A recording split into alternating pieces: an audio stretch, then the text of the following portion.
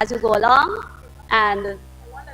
or it is the roads where the shoulders are not completed and they're collapsing in the drains. I'm not sure which one she's speaking of. Added to roads, Mrs. Speaker, in my presentation, I plan to bring this issue on the 4-lane highway, and since the minister spoke about roads, I will take the opportunity to highlight that we really need to have stoplights at the intersection on the 4-lane highway on the east bank of Demoaro. It is important because you will see that since the road has been open, we've had quite a number of accidents. We've had drivers driving into the light pole on the highway, and I've also seen the danger of our police officers trying to control the traffic and not being able to do so fully, especially when drivers are not heeding to the instruction of stopping. And it is something that must be addressed because the 4-lane highway, the inner lane, when the big truck is stopped there, it is causing a blind spot for drivers who cross. So this be attended to urgently. Thank you, Mr. Speaker. Today I come before this Honorable House to make my contribution to this debate. I do want to reflect on past budget themes under the previous PPPC administration, and this year's theme, Staying the Course, Building Prosperity for All, mirrors the theme of 2023, Confronting the Challenges, Staying the Course for a Prosperous Guyana. This is not surprising. And their same old practices that the people of Guyana have to deal with. Their practices of victimization, marginalization, and dictatorship are in full swing, while many Guyanese continue to struggle with the high cost of living and blatant acts of discrimination daily. Sadly, Mr. Speaker, it is these set principles on which the PPPC government functions that they are unable to deliver effective and valuable services to the Guyanese populace. Take, for example, the decentralization of services at the passport office. That has stopped and returned to people lining up for long hours to be served. Why, Mr. Speaker, lands already allocated under the coalition to people, they're taken back, although payments have been completed. Why is the local democracy being stifled and local authorities have little or nothing to say in what is being done in their respective communities? One specific issue that warrants attention is the condescending way a particular minister addresses the public when distributing cash grants. This money, which amongst the mere $125 is portrayed as a favor from the government, creating the impression that the people should be grateful. This is a misrepresentation, Such funds belong to the people of Guyana and should be distributed responsibly, since the money belongs to the people of Guyana. All of this and the many more deliberate acts of humiliation speak to the PPPC government's incompetence and lack of people-centered vision. Mr. Speaker, the budget of 2024 continues down the same path as the team suggested. However, it is staying the course, building poverty for those who are not friends, family, favorites, and faithfuls that are aligned to the PPPC in Guyana. The public servants, what will they really benefit from? I heard the Honorable Minister before me spoke about salary increases and all of that she went on. They only resolved 6.5% in the last increase. Now, Mr. Speaker, she spoke about training. When the Honorable Member, spoke about training, when I did the calculation and percentage, it's only 8.2% of the workforce, which the minister spoke about. The Honorable Minister with responsibility for finance within the office of the President stated in his presentation that the year was challenging, with tragedies, and only highlighted two that his government saw was noteworthy. I would like to remind this House that the first tragedy of 2023 in our nation started on the 5th of January when the homes of families at Caneview were bulldozed by the PPPC government. This resulted in 20 children being homeless with their parents, the depletion of their economic strength, and destruction of a community culture. If that was not enough, the same man-made tragedy occurred in the month of May at Hillfoot on the Linden-Suzaik Highway, leaving 43 children homeless with their parents. Mr. Speaker, let me now turn my attention to youth, sports, and culture. I am extremely proud to be a physical education teacher who teaches history and development of sport, human anatomy and physiology, fitness and performance, sports management, coaching, and all that goes with sports. And I've been doing it for over 20 years. It is something that I do. Mr. Speaker, I will take this presentation this afternoon to talk about a social issue that is highlighted in the syllabus when we do physical education, that is politics and sports. These areas of human endeavor can be most impactful socio-economic strength of a country. Youth are the ones that continue to bring about change that will be the future leaders. Sports provide opportunities for personal development, healthy living, and economic gains. Culture is our way of life, our beliefs, our collective identities, our language, our rules, our arts, etc. And I'm proud to say I'm a sociologist too. I teach sociology too, so it's not me alone. Therefore, Mr. Speaker, it is the responsibility of the government to ensure that budgetary allocations and implementations of plans must be done in a manner to provide opportunities to impact development of these areas. Mr. Speaker, when I examine the ministry, the policy direction leaves much to be desired. The budgetary allocation of $8,895,468,000 this year compared to the previous year allocation, we saw a significant number of incomplete projects, poorly done completed works, which tell a story about the importance of these areas to government. Abraham Lincoln said, "I never had a policy. I have just tried to do my very best each and every day."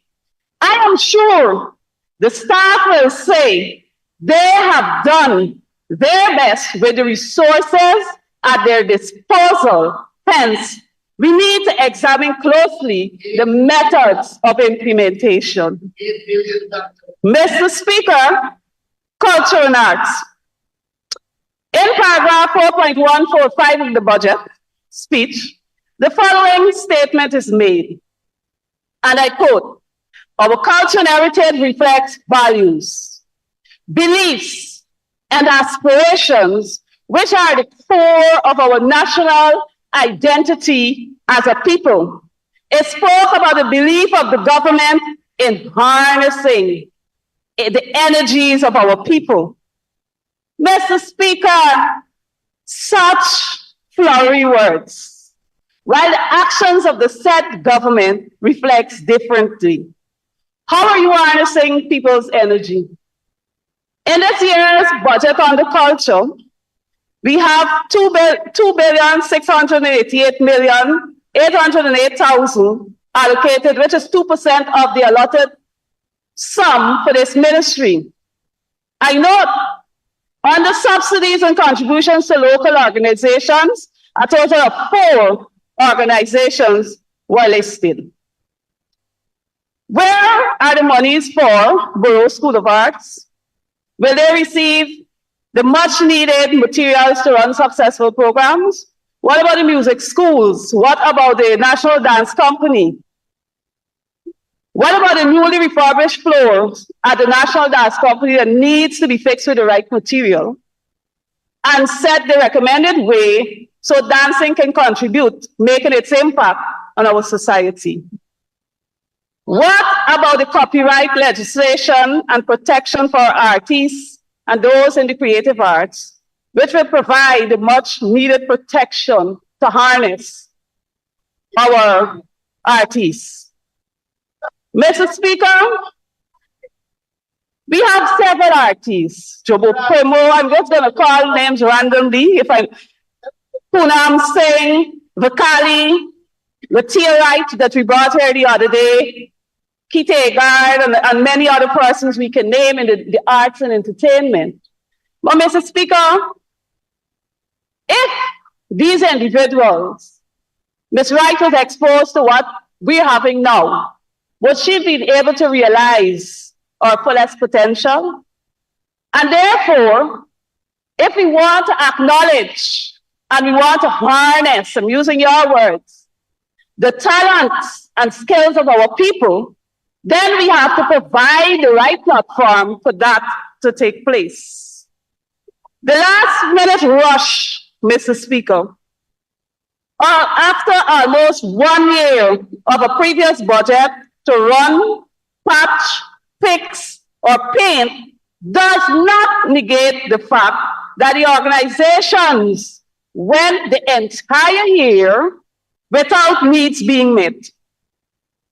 Mr. Speaker, such actions do not support in any way the stated objective for culture, which reads, to ensure Guyanese are provided with opportunities to learn, actively participate in visual and performing arts, and to preserve and conserve our national heritage.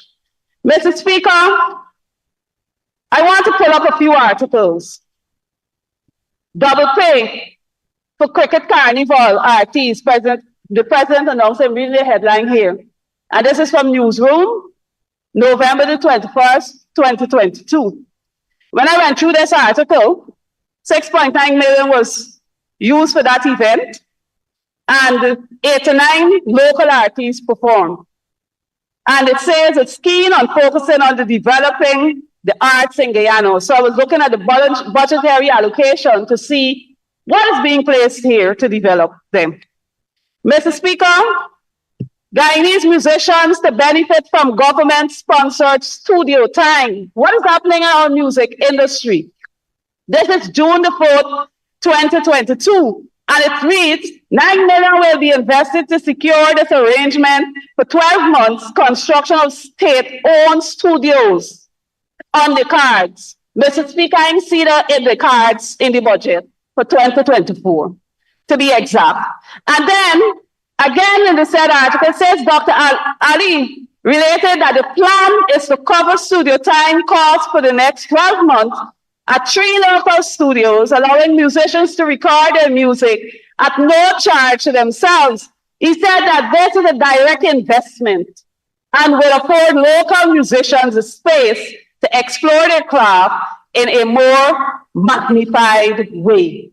Mr. Speaker, I wonder how many musicians actually benefited from this particular project, and if they're able to continue to do their music, or this was just for the 1 year, that's it. Because again, I examined the budget and I see no allocations here for any projects of such kind.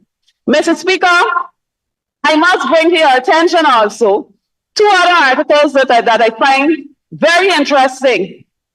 Guyana goes big with CPL. In this article, from Newsday, from Trinidad and Tobago, here what one day paragraph says, Sunday, September 17, 2023, with its global status growing alongside its coffers, Guyana not only flexed its financial muscle, by agreeing to host the CPL for 3 consecutive years, but is doing it bigger and better.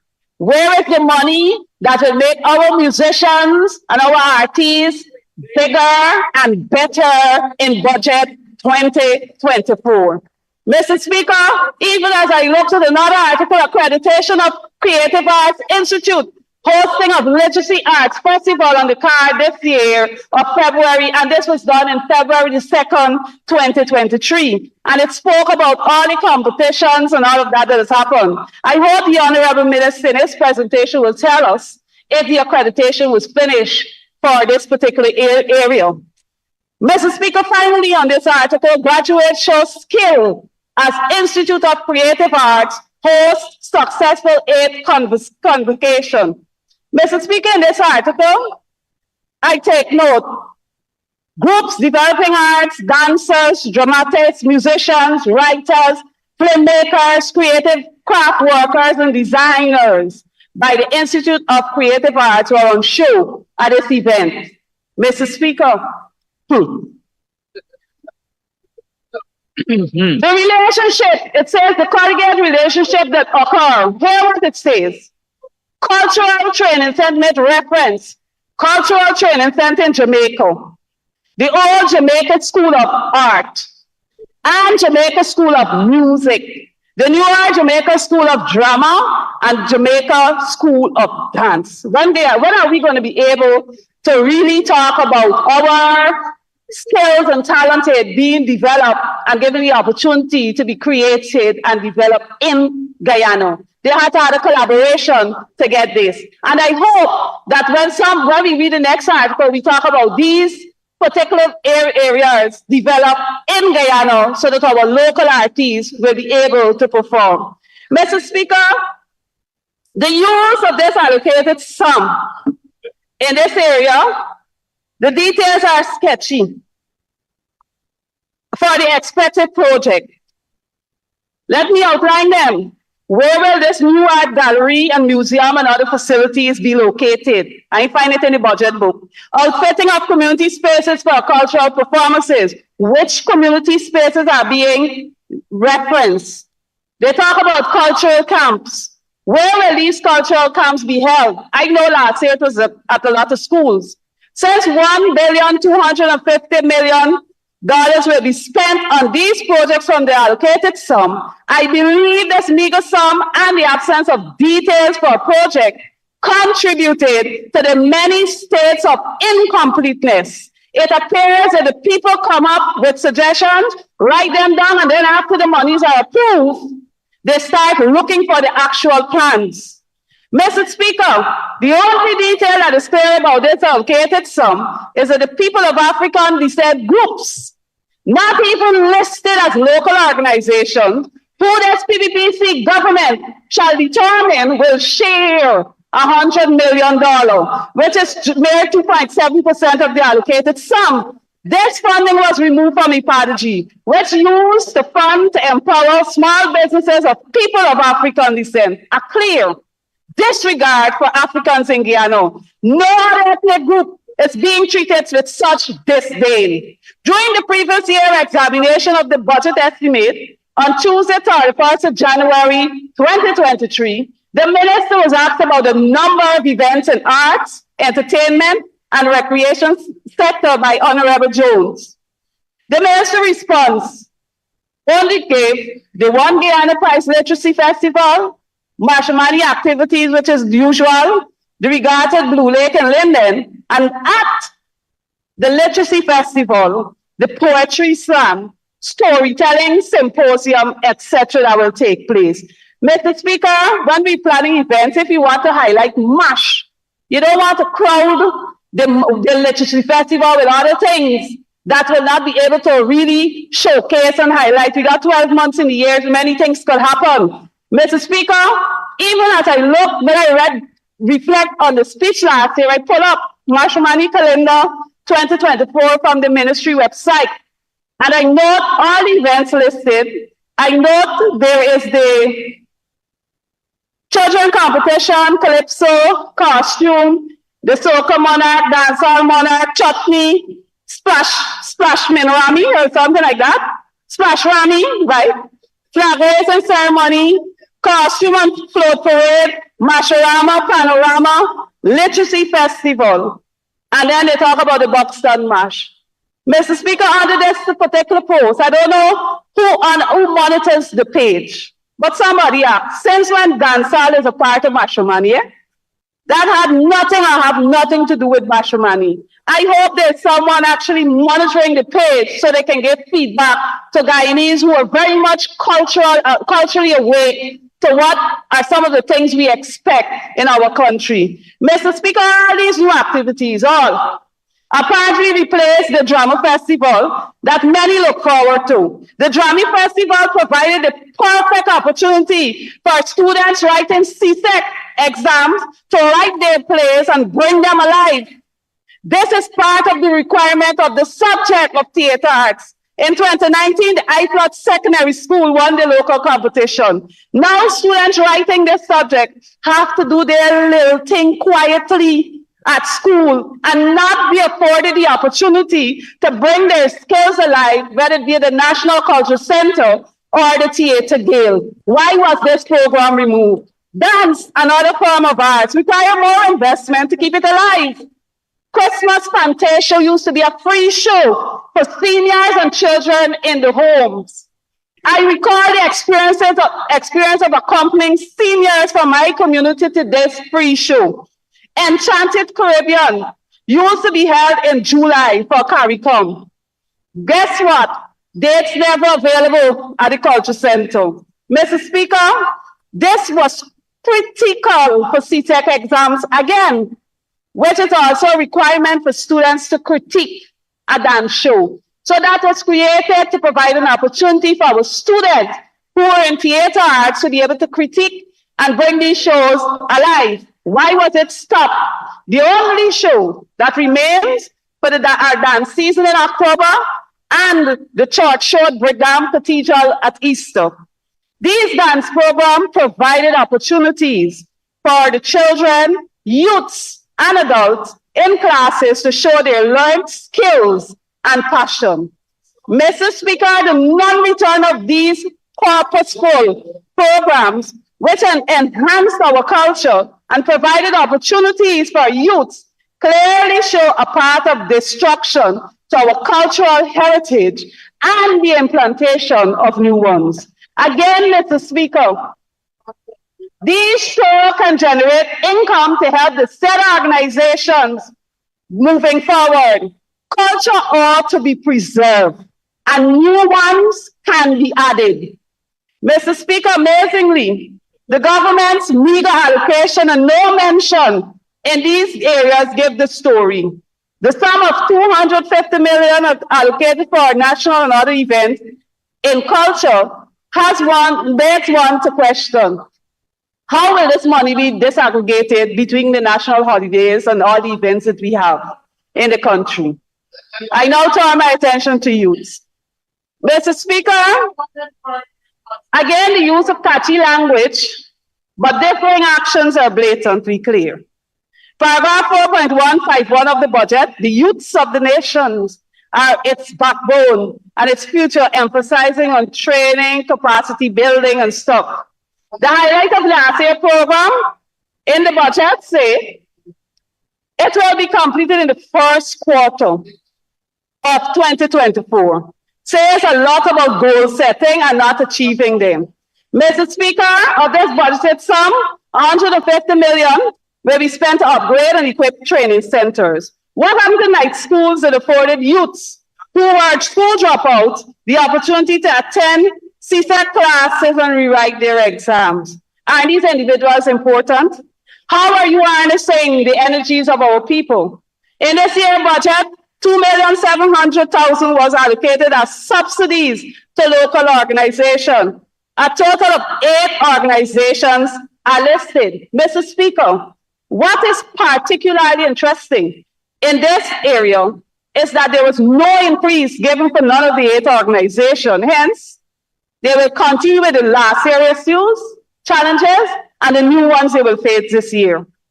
Mr. Speaker, I note that this ministry has been advertising vacancies which asks for specific qualifications. And I like that when I see it on the page. I'm going to ask, does the training run by this ministry or the ministries cater for the skills needed for the oil and gas sector?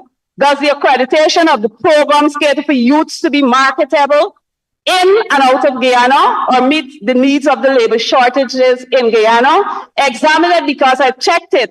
Mr. Speaker, imagine doing this course and collecting just a piece of cardboard with something right on it, and you have to take it. There's no seal, there's no stamp, nothing to say that this is happening. Please pay attention to that. When we do our program, if as an institution conducting the training currently does not have the relevant accreditation, then do it through somewhere that is already accredited. For example, a cooking class, you get accreditation through Carnegie School of Home Economics. These are things that could be collaborative and work on if we're talking about empowering our youths.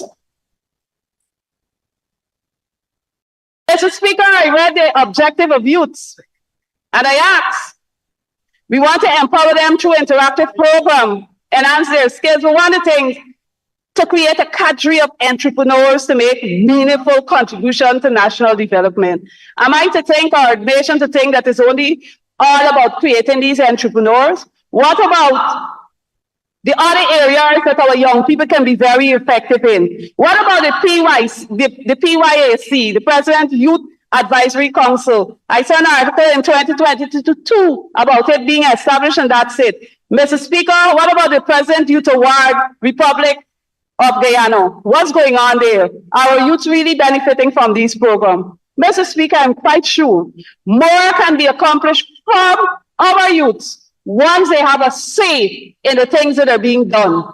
If you engage our youths, they will give you more ideas of programs you can do to help them. Sports, Mr. Speaker. Mr. Speaker, January the 5th, 2023, Guyana Chronicle headlines, National Sports Policy to be completed in 2023. 4.3 billion apart from infrastructural work and examination of the budget by the minister. During that time, he said that there were going to be 3 policies intended to bring to this house. The minister said the policies we're going to bring to the house was a sport policy and a cultural policy. Mr. Speaker, after sitting in this house for almost a year, not hearing or seeing anything being done on the most attended area by government, I saw the following. Newsroom headlines, January 13, 2024, National Sports Policy to be published in the first half of 2024. What happened to last year? Mr. Speaker, no mention of the cultural policy. Maybe that will be headline for the next quarter of this new year, when it was touted since 2023. May I remind this House that a sports policy sets clear guidelines for how sports can contribute to society. I trust whenever this policy is presented, it will cater for the several deficiencies and incompleteness by this ministry. Mr. Speaker, while it is highlighted in paragraph 4.14 that last year's project will be completed in 2024, it reflects a state of incompleteness. So, Mr. Speaker, I need to go through this quickly. Mr. Speaker. I remember, yes, quickly, but you have to do that with an extension. What? Thank you. Comrade Speaker, I do move that the honourable member be given 5 minutes to conclude her presentation. Thank you very much, honourable member. You have 5 minutes to conclude. Mr. Speaker, incomplete projects. Primara, not completed. Mr. Speaker, quarantine not completed. Mr. Speaker, multipurpose facilities in Interland, I saw on the Facebook page, lands were now being identified. Mr. Speaker, incompleteness, Albion ground locked up for the last 5 months, no work going on. Mr. Speaker, we have Bel ground. I saw the minister talking about this area and how he's walking through. When I went there, the bridge is in a deplorable condition. If a child run over there, they fall in the ground, in the trench. Mr. Speaker, upgrades to ground. There are several grounds, Mr. Speaker, that will certainly be upgraded, but it is not in a condition that children can play on it. When you have the grounds done, people should be able to use it.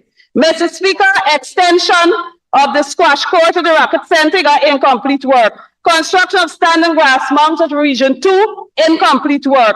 Mr. Speaker, one of the things that I must bring to the attention of this House The minister touted that the National Gymnasium was completed after how many months? When I visited the National Gymnasium, this project completed in August.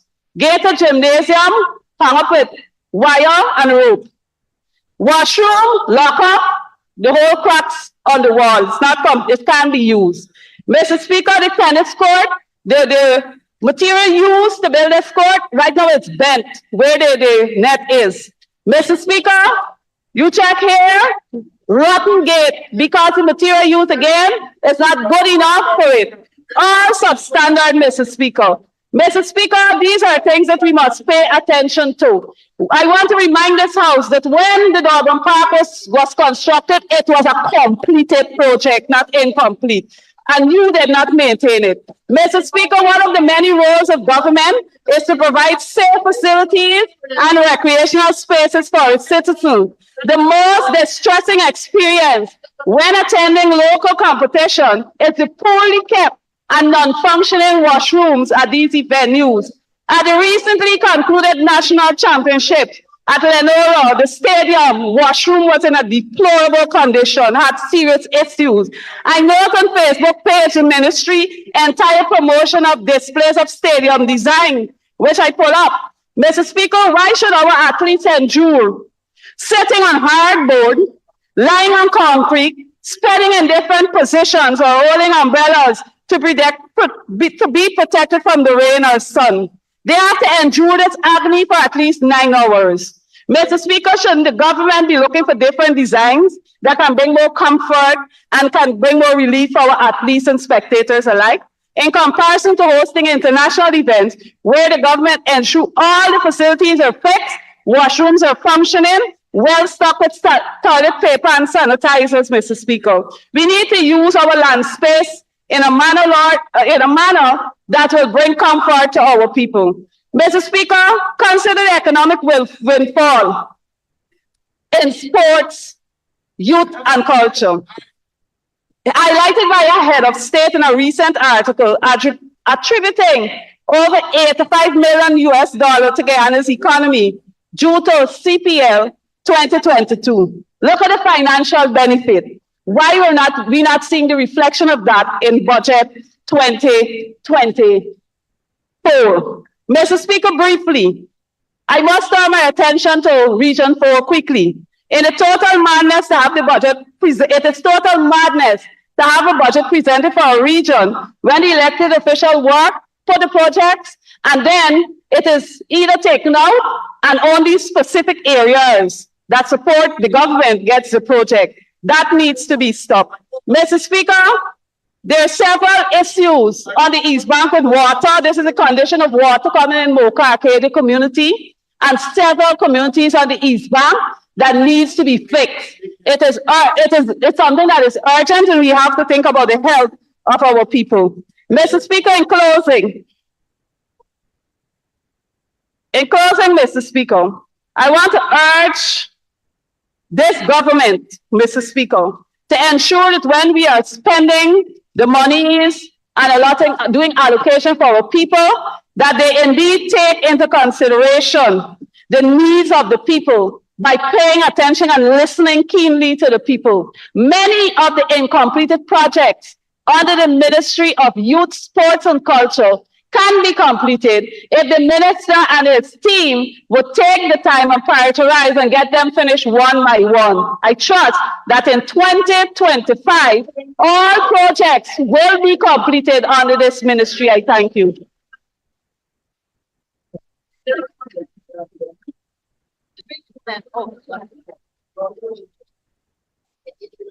Thank you very much, Honorable Member. And now for the Honorable Minister of Culture, Youth and Sport, the Honorable Charles Ramson, on his birthday.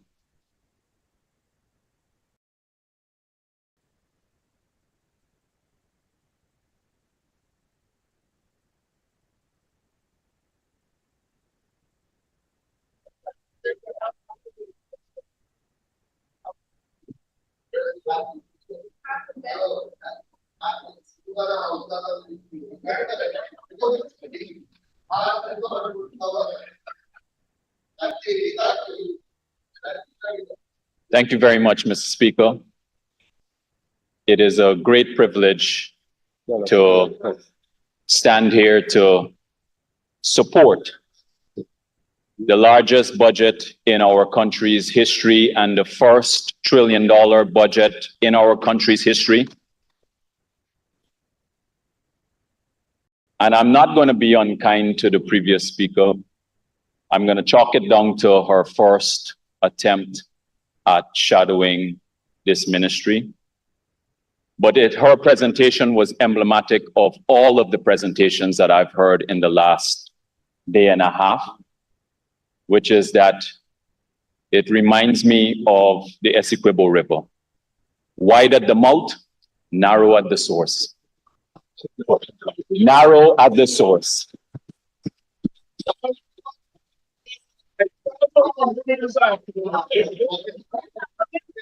And if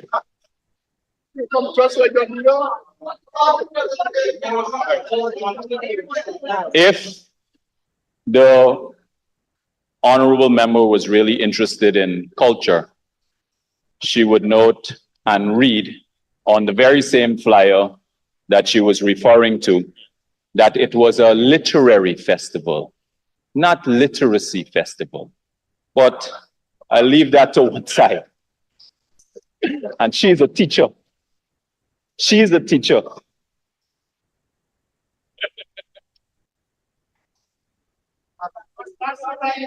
Mr. Speaker, as I said, it is the largest budget in our country's history, our first $1 trillion budget. And I remember the days, Minister Ashney, in 2009, when I had the privilege of witnessing the first budget presentation in my life, was in 2009, when the budget was $128 billion. $128 billion. How far we have come just in that period of time. And many times when we would have the dialogue about the development of our country, the questions would always be asked about why it is that our country is not developed and is not as developed as other countries. That $128 billion coming from a period of where we were the poorest country in the Western Hemisphere could only mean, if you converted $600 million US. The road to Lethem alone is going to cost us over $600 million.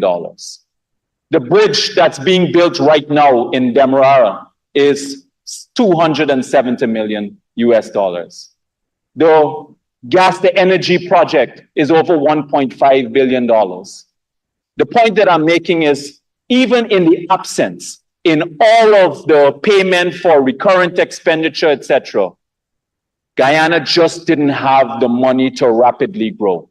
So the first $1 trillion budget, it is a remarkable achievement, a momentous occasion that this country must forever remember, and it is a privilege to be here and stand and support it. It is an exciting time for Guyanese and for the country. And as I said in the last presentation, this will be the greatest transfer of wealth to the ordinary man in any 5-year period. And it will also be the greatest transformation in our country's history in any 20-year period under the People's Progressive Party government. And to do this, we need big budgets. At the heart of larger budgets, it means that governments can do more. You can bring more development, do more for people. And it's hard to argue against larger budgets, only how the money is going to be spent. So here are some important economic facts that must be stated about the health of our country, our economic health. Our non-oil growth is 11.7%.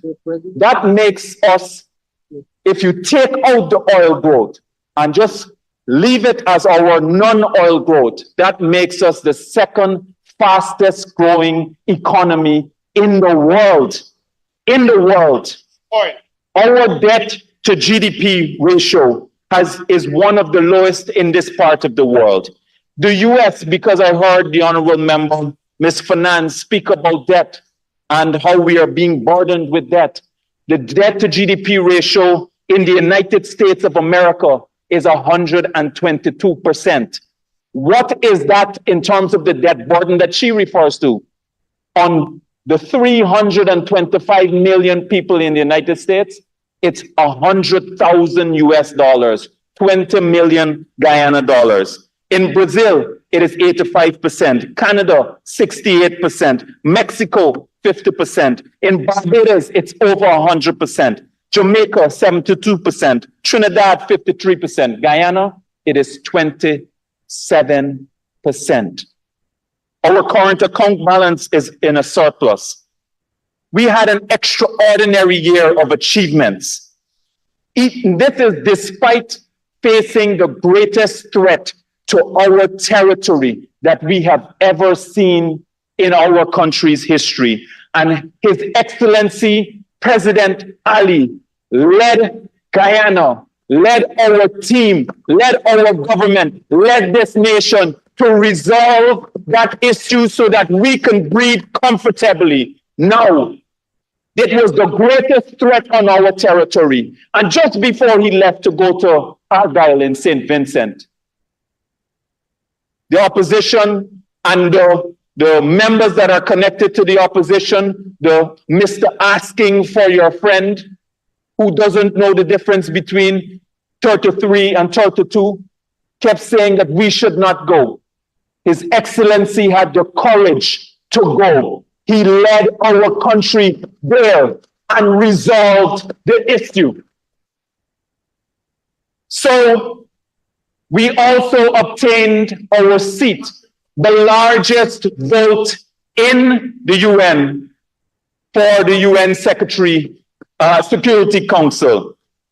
We had many foreign secretary visits, including that of the Secretary of State for the United States of America.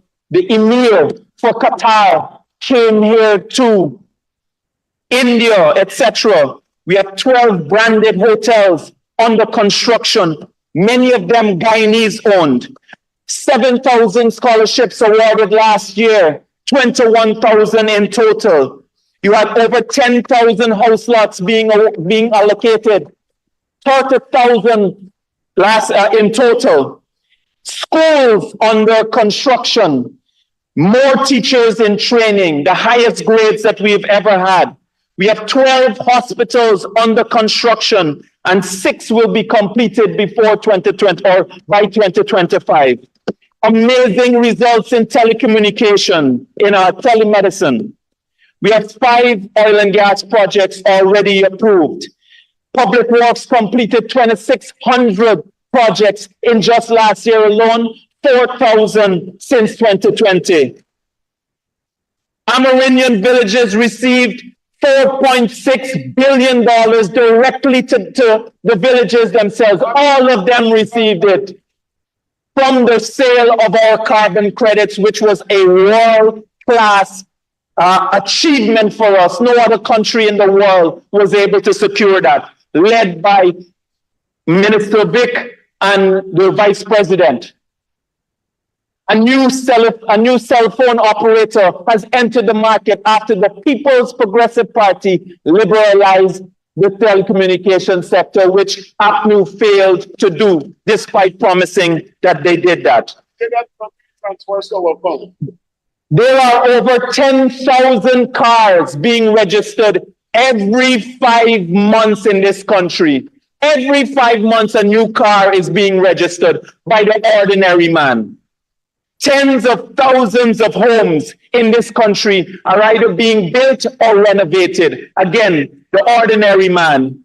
Interest rates are the lowest that they have ever been in this country's history, and it is now comparable to the United States of America, Canada, the UK, and all of the developed world, right here because of the macroeconomic management in this country. And despite the misgivings and the misunderstandings, that is not what caused the financial crisis in 2008. It was things like financial instruments, credit default swaps, and collateralized debt obligations, where those were securitized financial instruments that were packaged as AAA products and then sold on to the rest of the world, which caused the entire world to go into first a credit crunch and then go into a global financial crisis. So the person who is shadowing Minister Ashney as the Minister of Finance, 10 versions of them cannot shadow Minister Ashney. 10 versions combined cannot manage. And I don't know what is the debate about shadows. These are jumbies. These are not shadows, these are jumbies. They are talking a lot of voodoo economics here. So you have Guyanese who are traveling, ordinary Guyanese traveling in and out of the country. Ordinary people. Guyanese are now... Honorable Minister, we have the Honorable Chief Whip for the opposition. Mr. Speaker, stand in order 41-2, insulting or using derogatory names to describe members of the House. The honorable members just described the opposition members as zombies. No, I said it's not shadows. I didn't say they were. So they're not shadow, they're the zombies. What is the problem? Honorable, thank you, Honorable Chief Whip. Honorable Minister, please let's refrain from any imputation. Thank you.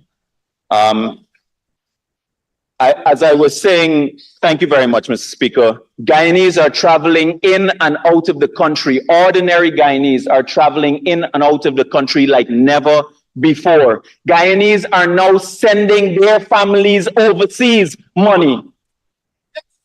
They're sending their families overseas, with the exception of maybe the leader of the opposition, Aubrey Norton, who I have an article published in Starbuck News where it says Aubrey Norton blocked by MoneyGram for receiving $500 US, likely as a result of anti-money laundering law.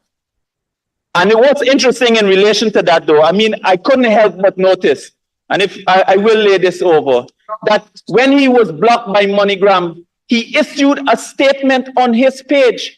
And do you know what? He issued on his statement? He called for a boycott of MoneyGram. This is a true story. The leader of the opposition called for a boycott of MoneyGram. $500 US. So it has been a stellar year, Mr. Speaker, for the government of Guyana. And even when Tony Blair, the cabinet will know that even when Tony Blair came here, he was impressed by the work that was happening here. He said that he's been around the country, around the world, and he's seen so many things happening, and he's never seen this pace of development happening anywhere in the world. And the oppositions will always argue against a budget. I've been around budgets for 15 budgets now. Oppositions will always argue against them. So last year we had them argue against infrastructure spending.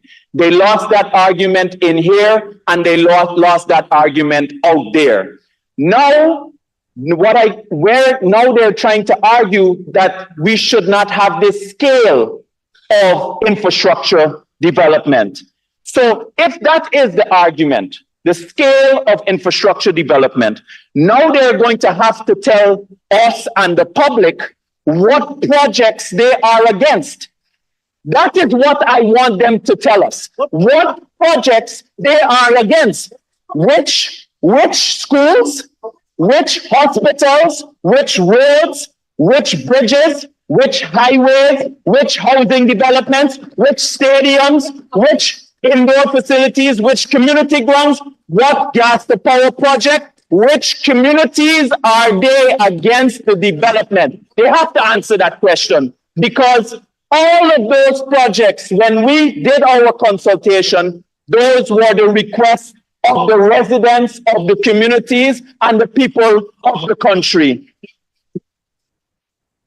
And here is what I know about them on the other side, that even if, because we are doing more even for their constituencies, because we're doing it for the entire country, even if we were to give them everything that they wanted, and we're doing more than they ever did, they will still not support this budget. They will still find a problem with our budget because they're not the one that are making the decision, because they don't get to hold the office and use their office to fat foul themselves.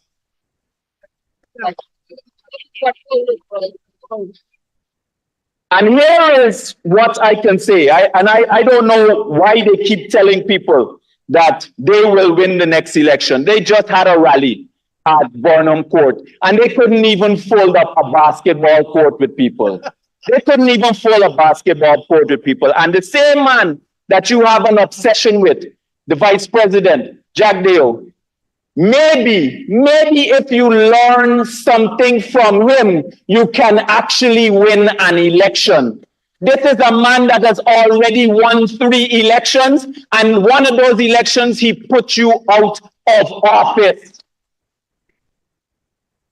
Ray Lewis taught me, you can never become the master unless you learn from the master. So here is what I want people to know about oil and gas development. And it is wrong to say for Mr. Peter Halley that we don't speak on our sector. We have given 2 hour press conferences on our sector. And here is what I want people to know very clearly, and I see the media making comments about this.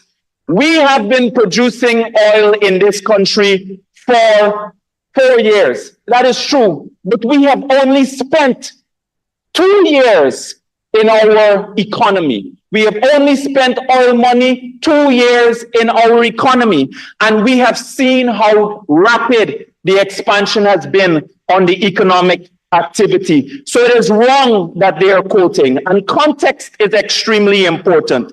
It took Dubai 40 years to develop to the kind of country that everybody is exciting about, and the scale of investment is much larger. One hotel alone in Dubai is over $1 billion US.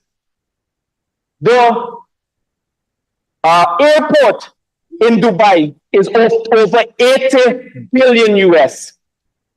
It took Norway 40 years to develop and 25 years of spending oil money in their economy. And now they have $1 trillion in their sovereign wealth fund. And I want to share an experience that I had while in Aberdeen on a Chevening scholarship. Not a scholarship that of $76 million for one family. Never was it the case that this was on a Chevening scholarship. While I was there, I want you to know what I experienced, and I want the members of parliament to know, and I want the country to know that when I went there, I got the immediate impression that 1/3 of the that something was missing. First of all, something was missing. And when I dug a little bit deeper, I found out that something was indeed missing. 1/3 of the labor force. 1/3 of the labor force was missing. And that is because oil economies go through booms and busts all the time. And so for the opposition, their view is to spend on recurrent expenditure. But you can't spend on recurrent expenditure like salary increases immediately, despite the fact that we've been giving an incremental increase. Prices slump, and it will slump in the future sometime. You're unable to rely on oil revenue, and then you have to borrow to pay wages. And many countries, especially natural resource-rich countries, have suffered because of that. And depending on how long it takes to recover, then you have to fire people. And you don't have to go too far. Just go back a couple of years ago oil prices went negative. Negative. So it's more important about what is also important about oil production is that it doesn't stay static. It also goes down. So you have to manage this carefully and you have to plan for the future. And I want you to state clearly here that our sovereign wealth fund has an automatic savings for the future. It has an automatic savings for the future. That is the formula. It is one of the best formulas that I have ever seen. Now, the gas to power project, I want to say this about the gas to power project, that one of the key developments has always been unlocking energy. Just read the book by Václav Smil called Energy and Civilization. It's one of the best authors that I know on energy. And throughout there is a connection between development and unlocking energy for humans, allowing us to do high value work.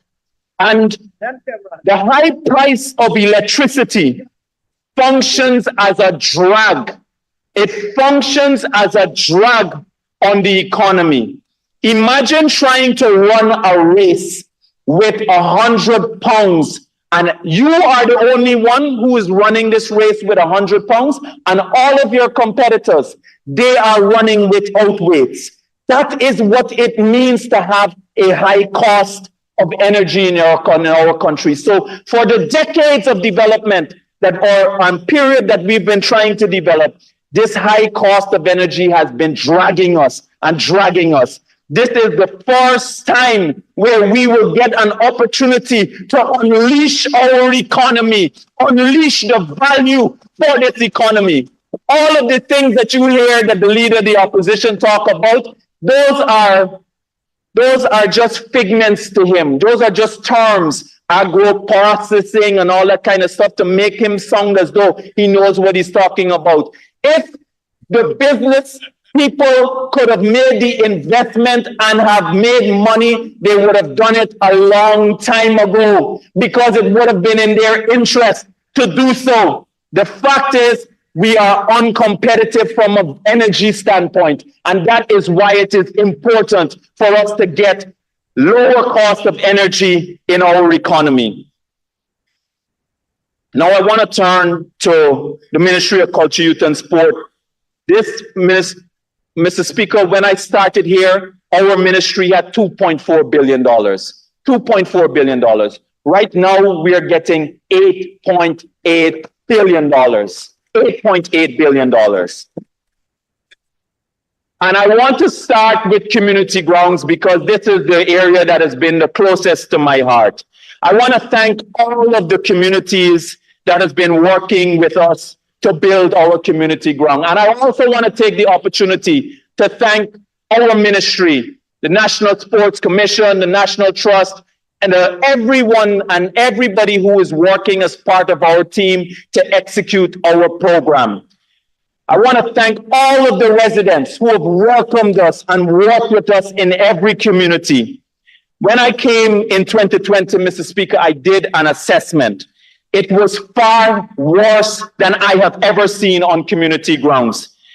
I couldn't figure out why until I looked carefully at the numbers. The People's Progressive Party used to spend between the period of 2011 to 2014, $300 million on the ground enhancement program. The APNU AFC spent $100 million a year on the community ground enhancement program. They cut it by 2/3. They cut their expenditure by almost 2/3 on the community enhancement program. And that was one of the reasons why the community grounds was in such bad condition. Also, the closure of the sugar estates destroyed the maintenance impact of those community grounds. We are currently doing 150 grounds right now And if you include the hinterland, it is 100 additional grounds from our support from our ministry and another 100 additional grounds coming out from the Ministry of Amerindian Affairs. So currently, 350 community grounds across this country are getting support, and it will continue. This year, it will be $1 billion we are allocating towards community grounds. And I know why, because it's been so important for bringing this country together, to develop our talent, to help to improve our health and well-being, and to improve even on our mental well-being. So even though the big projects will feature prominently, the Community Ground Development Program has been the one that is closest to my heart. Mr. Speaker, under our sport program, we, after securing the CPL finals and semifinals for the first time ever, we won. The Guyana Amazon Warriors won for the first time ever. And we got that monkey off of our back. We had the largest medal allocation in this country's history.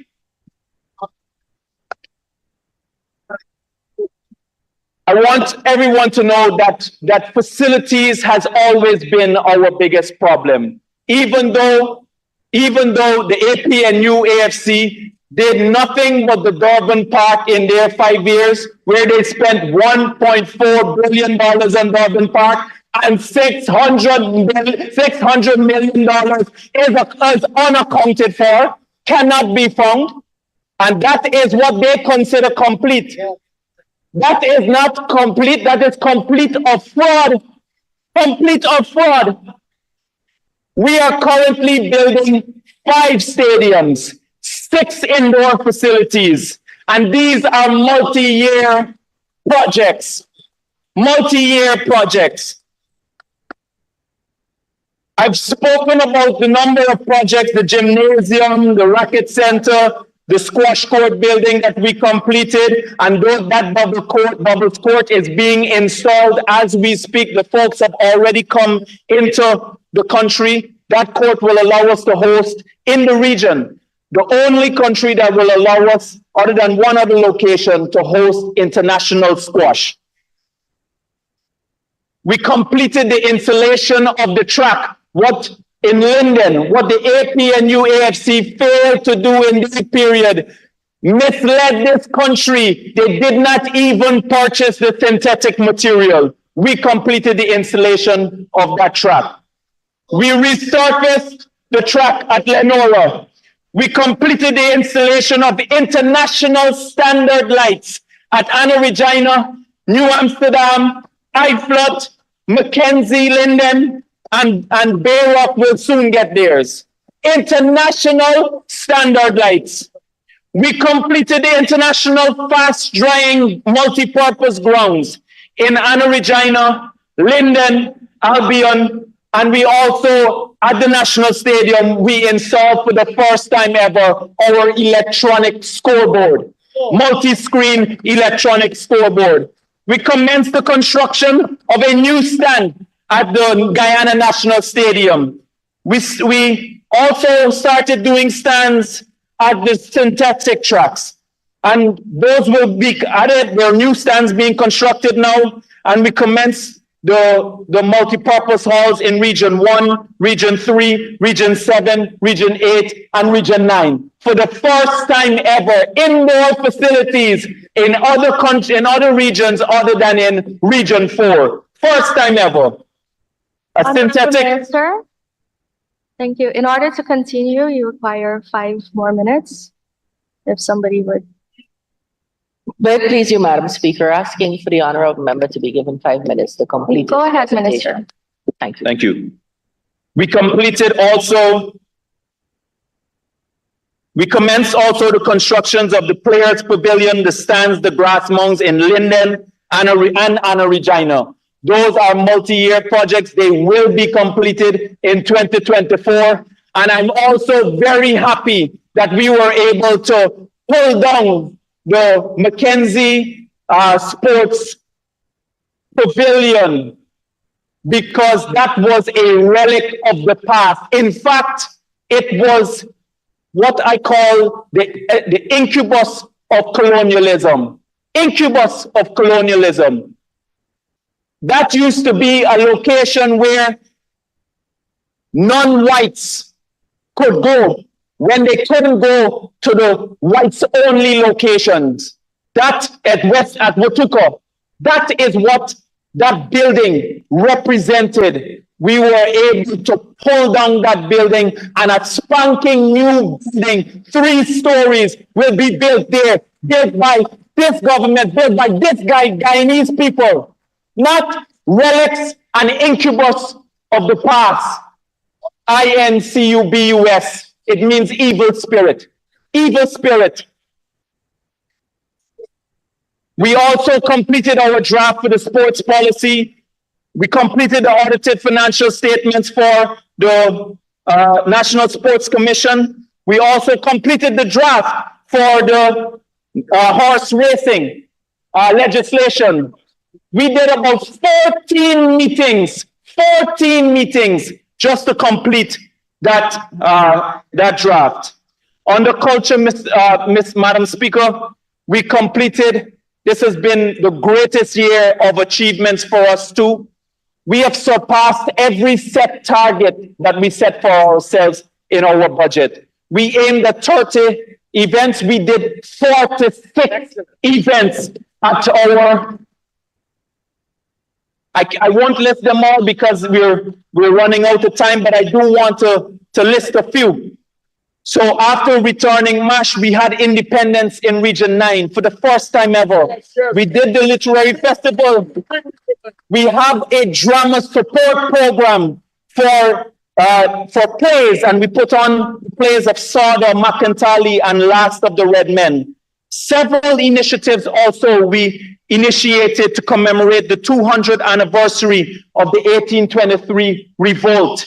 We after establishing a committee, we had the remembrance event, a cultural festival, an exhibition. We also initiated a creation of a commemorative coin, which will be produced this year, and a stamp, and a documentary, which we're about to release. We commenced the process of getting digital access to our archival documents, which have been stored overseas. Guyana will now get access. We are commenced that process to get access on our historical documents, which other countries took from us. We also had, for the first time ever, our CPL halftime show, our One Guyana mega concert. We had the Night of Patriotic Reflection at a time when we needed it in this country, when our sovereignty was under severe threat.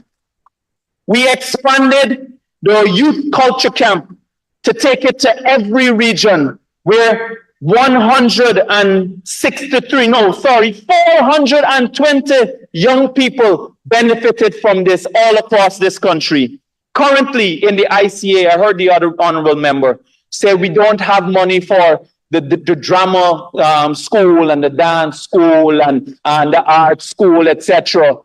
All of that money is contained. It's unfortunate that you don't know how to read the budget properly, but I will forgive you because you are new at this. But all of that money is contained as part of the Department of Culture under the Institute of Creative Arts.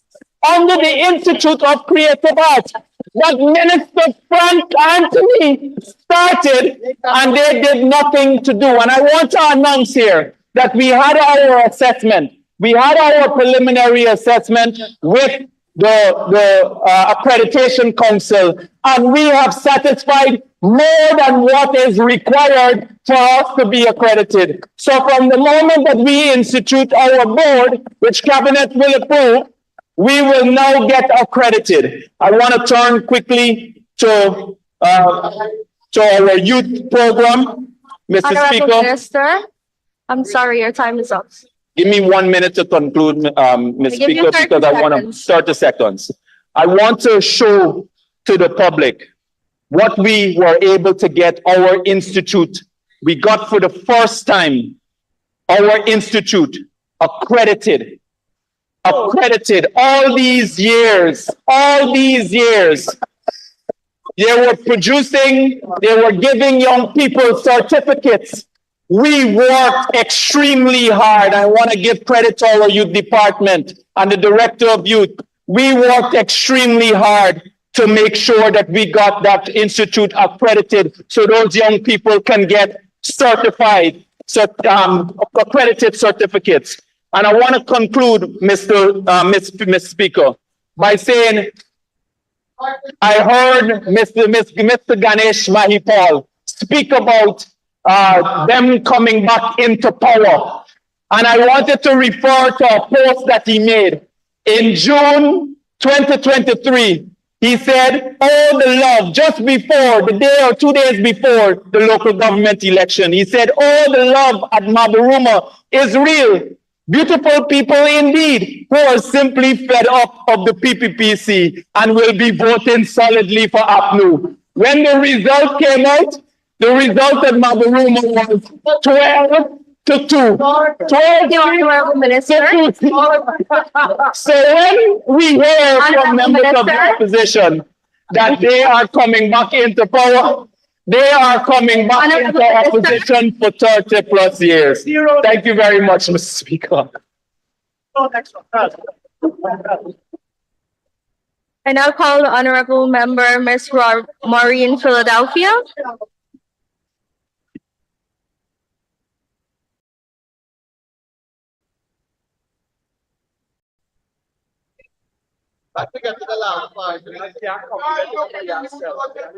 Thank you, Madam Speaker. I rise to add my contribution to the Budget 2024 debate. But before I do, I must first commend the hardworking public servants at the Ministry of Finance and other ministries who continue to work in this regard. Thank you. Madam, let me share a few before I get into my presentation. As a mother, an educator, and a dedicated public servant, I took umbrage to the echo of the Honorable Member Hamilton, a father, a grandfather, who believed it was honorable to condemn persons for giving their children an education. But even more worrying, Madam, the PPPC government in 23 years had supported themselves and children with taxpayers' money. But we are not going to go into the gutter by calling names. Frankly speaking, they have what it takes to be given a scholarship. Rightfully so, they must have it. But they must serve the country or pay the money back. Well, with this note, I say a special good night to Frank. Sir, families are sacred. I invite Frank. It's a frank discussion. It's a frank statement. I made a frank statement. I made a frank statement. Madam, this budget was presented under the theme, staying the course, building prosperity for all. At the onset, I beg the question, when we say all, who do we refer to? Madam, like the 2023 budget, concrete and mortar, the same is for 2024 with infrastructure receiving 58.1% of this beyond $1 trillion budget. Nothing is there to cushion the effects of the high rising cost of living for those who continue to face the horror of economic uncertainties and deprivation. Price for goods and services keeps skyrocketing, and this uncaring PPPC government continues to enrich their friends, family, favorites, and favored few. But even in this, we continue to see the disparity and the widening gap between what is perceived to be green and red communities, while the working class struggle to live from paycheck to paycheck. Staying the course of PPPC is simply maintaining the same policy of structural discrimination against minority and marginalized groups with scant regard for the sacrifices of public servants. Let me share a sad experience with you. I met Corporal Ward at the wash bay as we waited to get our vehicle washed. I still feel his pain. He was deployed to the border and felt a sense of accomplishment, reward for service, when it was announced the allocation of our slots for those serving at the borders. He said, but reality not hard. I will not be able to pay for that land if allocated, since I'm paying for a vehicle through the bank and my present salary will not allow same at this time. And that is the hard fact. Honorable members, please, there's a difference between heckling and shouting. I cannot even hear the speaker. Please continue. Madam, that is the hard fact. In every public service sector is the same cry, different day. They can't afford a good life under this uncaring PPPC government. I now shift my attention to my area of responsibility. The residents of Victoria West Sideline Dam have to endure these deplorable situations daily, and now that the rains are upon us, this situation is further compounding. The taxi drivers refuse to ply that area that they are citing how bad the road is. Madam, I have everything here. You can have it. The condition of the road we met little Tamara and our two siblings as they navigated the rivers on the road on their way home from school. And this is the plight of many. Our children are plowing through streets to get to school so that they can get an education for themselves. Moravian Street is no better. Victoria East Island Dam is as bad as the West. The electric poles along the East Island Dam are like crisscross puzzle. A disaster waiting to happen. A disaster waiting to happen. As a matter of fact, August 2022, the 22nd, during a walk in the area, I called and reported the matter and even shared images. 17 months ago and 17 months after, nothing has been done to correct the situation. Here, madam, I had to be a good Samaritan as I assisted a resident to cross the bridge at Dublin Street, Victoria. This bridge connects Dublin Street to the East Sideline Dam. All the roads in the backlist are atrocious. Again, I have the facts here to present to you. I spoke of these areas last year, and I recognize work being done to the backlist East Sideline Dam. But what is worrying? Only 100 rod of that road is being done. From the road to the line. Am I to understand human beings do not live beyond that area? No, let me correct myself. It's a shortage of the 5 F's. Friends, family, favorite, and favored few. Madam, I refer to these 2 villages and the state of affairs to point out to you what it means to stay the course. Stay in the course, a reflection of continuing with the 5 F's. The village of Copen John is bound by these 2 villages, and all the streets here are done, all its little Dubai. And a point to note, 1 street was done 3 times in 18 months, and that's in Copen John, and nothing for Victoria and Nabaklis. Each community must benefit from the oil wealth of this country, regardless of demographics or political affiliation. I saw a publication, and the minister said it just now. Roads were completed in Block 20 Aslington, but that's just a sprinkle in the ocean. 85% of the roads network need urgent attention. But I dare say, all the streets in Falls, another little Dubai. Again, in my presentation, I spoke about the condition of roads in Buxton, Paradise, Pleasance, and other villages along the East Coast, and recognized some attempts to correct same. But when 2 roads are being done in these areas, all the roads in places like Enmore, Lusignan, Enterprise are properly done. And that's the hard fact. Is this how you are building prosperity for all? And the answer is a resounding no. Mr. Speaker, 80% of the roads in Mahaika have been rehabilitated. But this administration continued to pay little attention to the local authority areas such as Buxton Falls and Haslington Grove.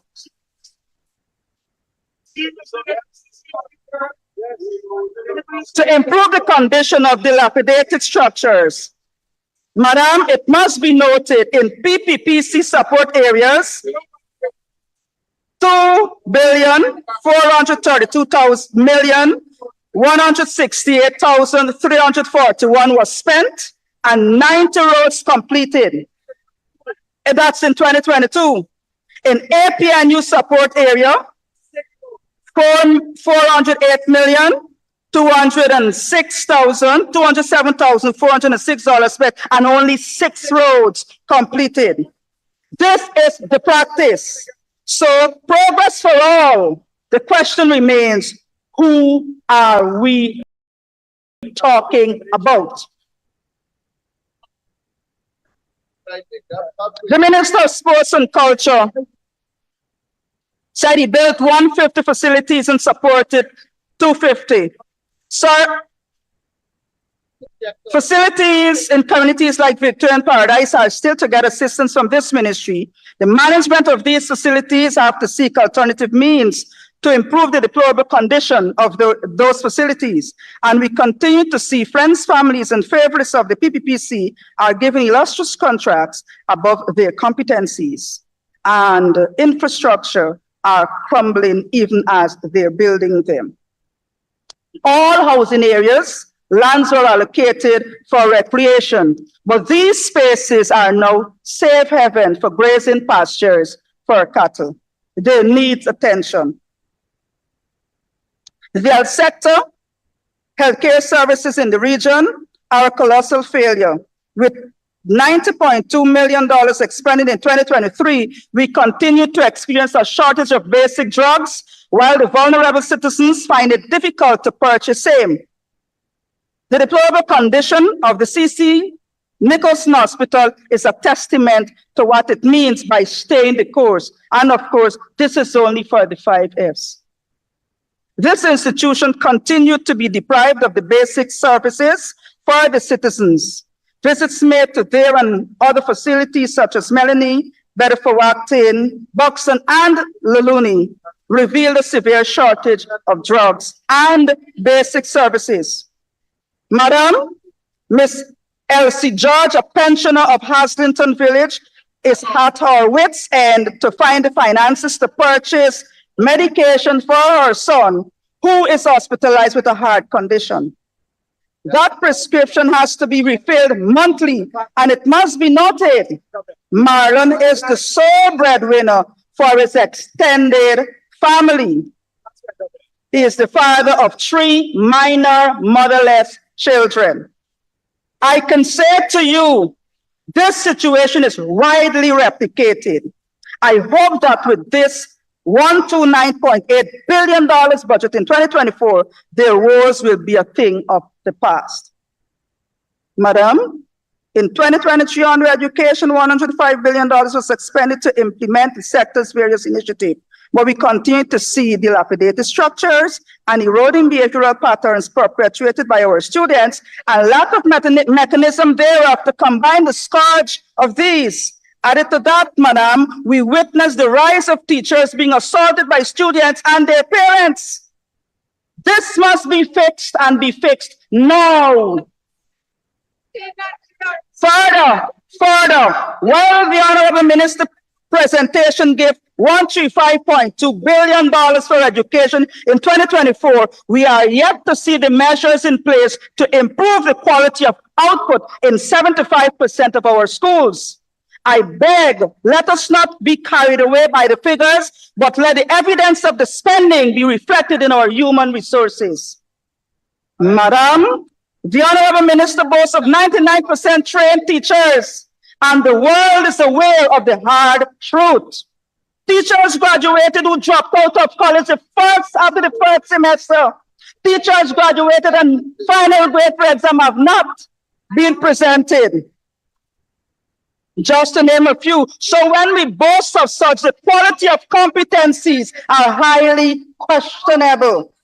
Woe to the nation. And I'm happy that I did. I'm happy that I did. It's too much. Social services. The delivery of services in this region continue to be a burden to the poor and vulnerable. Ms. Thomas, a mother of 3, has a special needs son, who she is desperately trying to get assistance for. In her words, I quote, Teacher Maureen, I fed up. Them people behaving like if this money at them own, and me got to beg them from. Look, imagine 1 year done since I apply and do interview, and every time I ask question, them tell me I got to wait. And strong people who nothing wrong with them, I get money. Look, me not able. No, me go do what me can do. And of course, names were called to those with persons who are receiving stuff. Madam, this is the plight of the poor and vulnerable. It must be addressed and addressed now. Madam, I say to this House that the Regional Democratic Council of Region Number 4, the biggest region, after consultation with the residents, requested $14 billion to improve the lives and services. Honorable Mayor, 15 minutes is up. To continue. Thank you, Madam Speaker. Madam Speaker, I do move that the honorable member be given 5 minutes to conclude her presentation. Granted, you may conclude your Thank you. Madam Speaker, I say to this House, the Regional Democratic Council of Region Number 4, the biggest region, after consultation with the residents, requested $14 billion to improve the lives and services for its residents, but received $12,365,104.00. In comparison, sir, Madam, in comparison, Region 3 received $11,336,050,000. Region 5, 6,326. I to know you to find out. 565,000, and Region 6, 13,867,020. Make this make sense, PPPC. Madam, this is the discriminatory practice that we continue to see. Guyana belongs to all Guyanese. The time has come for the PPPC government to stop playing politics with the livelihood of our precious citizens. I say, Sonia Parag, honorable member, it is not okay. Priyamani Chan, honorable member, it is not okay. Vinaya Prasad, honorable member, it is not okay. And certain Ashley Kumar Singh, it is not okay. Let all Guyanese benefit equally from our oil resources. Then we can truly say Guyana is on the cusp for greatness. This great land of ours.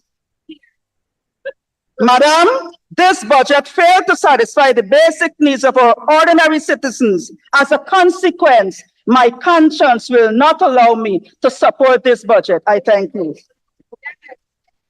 Now, excuse me, Madam Speaker. Earlier during the honorable member's speech, she made a comment that encompassed all of the graduate teachers just now, where she said that teachers were unqualified for graduation and let into the system. I'm asking the honorable member, as a responsible member of this honorable House, to provide the names of the teachers she said dropped out and graduated, or that comment be expunged from the record and that an apology be issued to the graduating batch of 2023. Honorable member, are you able to provide a list of the teachers? The honorable member has committed to giving us that list, and I'm very grateful for that. The nation is waiting on it. Thank you very much. I now call upon the Honorable Sipal Narayan.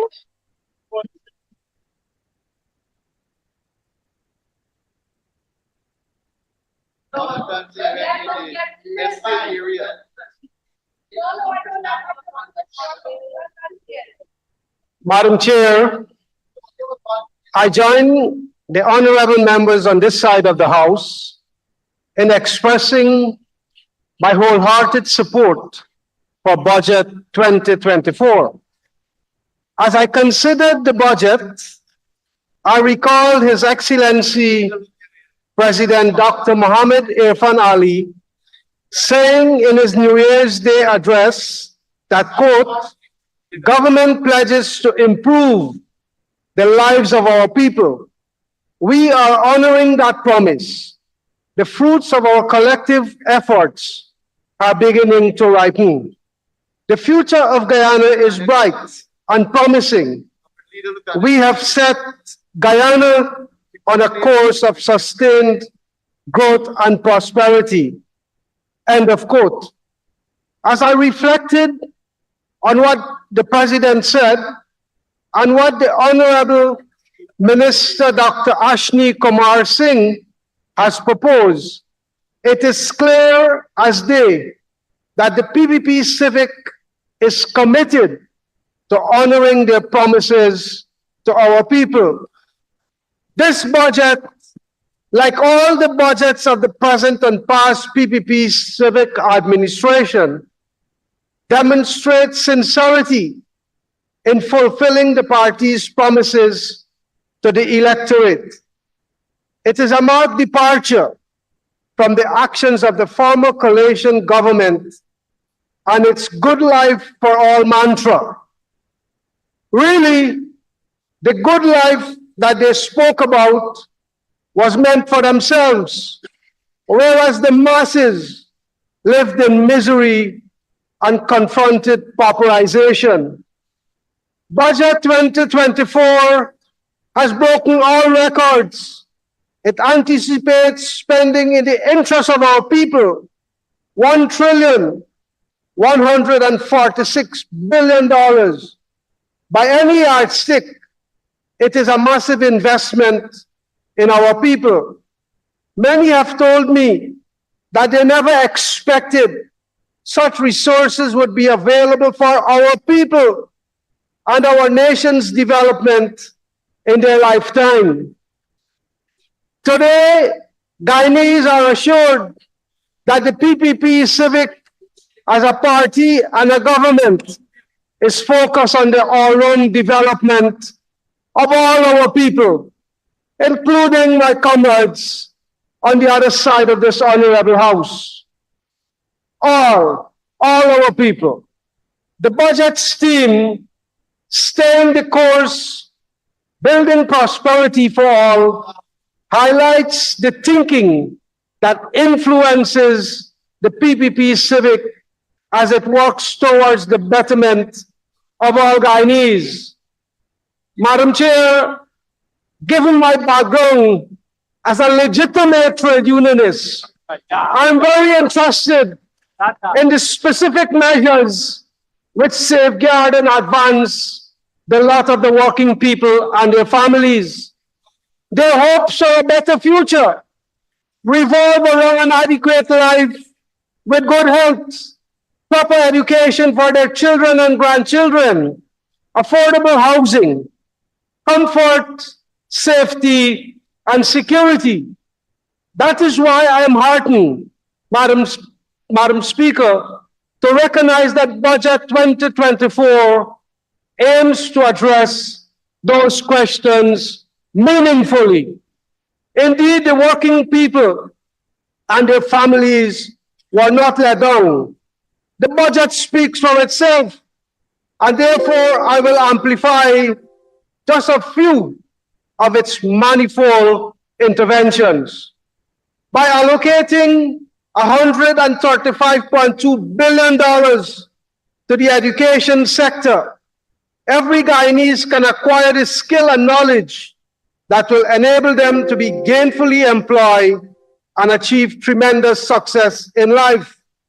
One of the most significant developments in this sphere is the first step taken towards providing free university education. Thousands of Guyanese will now realize their dreams of a university education, and doors will be open, especially for those from lower earning households. The significant investments to construct new hospitals and other medical facilities across the country is a development well received by our working people, recognizing that it will significantly improve the access to health services. Moreover, the interventions aimed at expanding the range of services available have been impressive, with some previously only accessible overseas now being offered locally.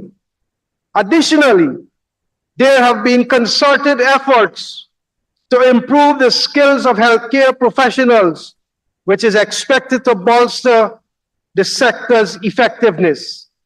The measures aimed at screening for cervical cancer among women and sight disorders among school-age children and the elderly must be commended. Many hardworking people have finally realized their dreams of home ownership after years of waiting. The budget highlights a significant achievement of over 30,000 house lots being allocated in a very short time.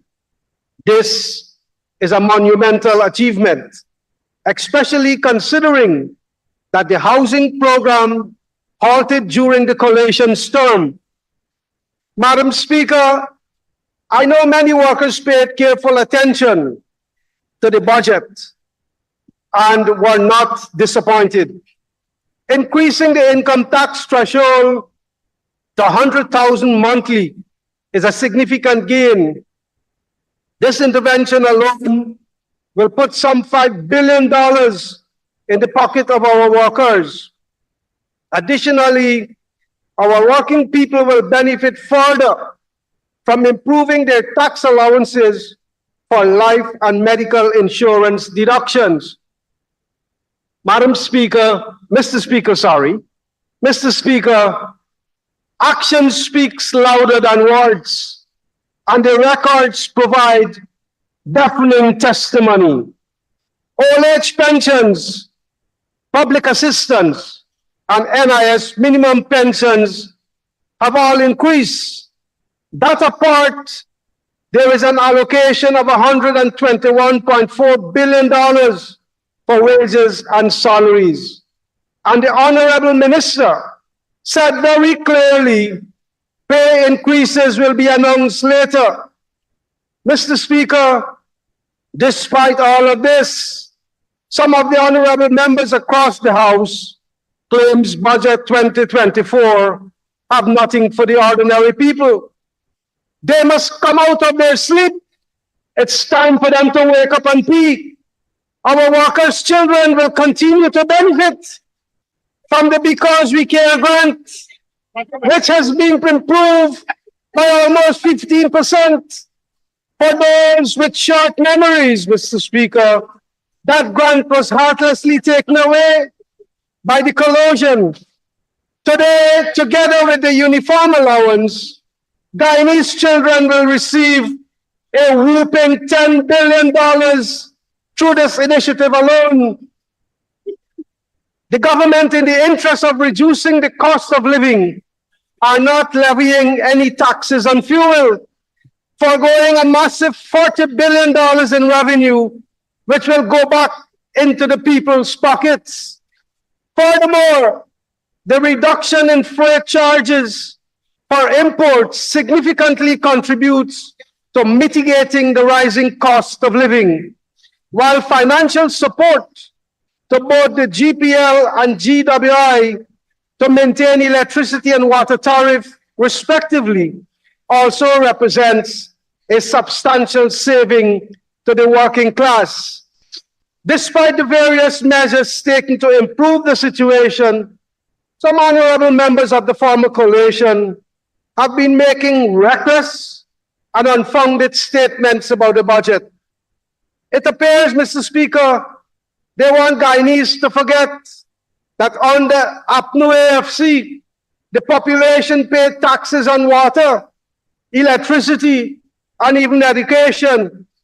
Mr. Speaker, it is this government that showed its commitment to the welfare of the citizens by removing those taxes and ensuring that hardworking people can take home more. Mr. Speaker, Budget 2024 highlighted many bright spots.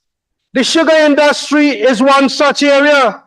It is heartening to say that since 2020, the industry has rising back to life. It is a far cry from what it was when the APNU AFC exited office. To put it bluntly, clearly, Comrade Speaker, the sugar industry was hanging by a thread. The situation had become so terrible that the industry was on the verge of shutdown. And what did our honorable comrades from the coalition did? Absolutely nothing.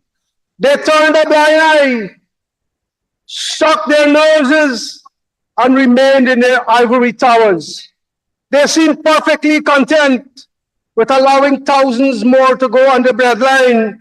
It was clear that they wanted the sugar industry to go, and they were prepared, it seems, by any means necessary. Despite all the havoc they created, some honorable members of the coalition now claim that they care about sugar workers and they love them. Mr. Speaker, they care so much that they decided to freeze sugar workers' pay for the entire term in their office. Their affection was so undying that they sent 7,000 workers home and punished thousands more when they closed Skeldon, Rose Hall, East Demerara, and Wales Estate. Mr. Speaker, their love was so pure that they decided to slash and remove the sugar workers' benefit. They were so compassionate, Mr. Speaker, that they decided to charge the jobless workers to fish in the closed estate canals when they try to catch fish to help them to eat. Mr. Speaker, the situation is like day will follow night. Since 2020, when we took office, the industry has demonstrated its resilience. In 2023, production expanded and the sugar target was surpassed. Additionally, I'm advised that the industry is expanding the production of packaged direct consumption sugar and new lucrative markets are being obtained. Extensive field rehabilitation is also advancing and more lands are being converted to facilitate mechanical operations to improve productivity and reduce costs. A significant feat was the resumption of sugar production at Rose Hall Estate, which was devastated after the closure. Thousands of dismissed workers are now rehired, and certainly under this PPP civic government, better days are ahead. But Budget 2024 anticipates that production will rise markedly and further efforts to consolidate the sector will be pursued. The future appears promising, and the attainments of the industry, Comrade Speaker, cannot be delinked from the consistent support of the Dr. Mohammed Irfan Ali government. I extend profound appreciation on behalf of the thousands of workers in the sugar belt. Mr. Speaker, let me be clear, Budget 2024 is a huge victory for the working class. It is a step towards a better future for all of us, and we should applaud the government for its effort. Mr. Speaker, at the end of these debates, the eyes of all Guyanese will be open for them to judge who really cares to them. On that note, sir, I urge all my fellow parliamentarians, including those who are not pleased about what they heard and about the sugar industry coming back to life, that we support wholeheartedly this budget. It is time that we come together and work together towards a brighter future for our nation's people. Thank you very much, Mr. Speaker. Excellent. Awesome. Thank you very much, Honorable Member, Mr. C. Paul Noreen. And now for the Honorable Member, Ms. Sheila Bhagmati Veerasamy. Thank you, Mr. Chairman. Mr. Speaker, first of all, I would like to congratulate my colleague and comrade, Dr. Ashwini Singh, Senior Minister in the Office of the President with responsibility for finance and the public service, for presenting Budget 2024 under the theme, Staying the Course, Building Prosperity for All. Sir, you see this budget? This budget is a document that provided us in this August House on January 15 with a comprehensive review of 2023 of our economy. It is a continuation of what we started in 2020 and what is going to continue long after 2025. Sir, Budget 2024 is a masterpiece, which is a continuation of the People's Progressive Party manifesto, combined with a vision of One Guyana by His Excellency, the President, Dr. Muhammad Irfan Ali.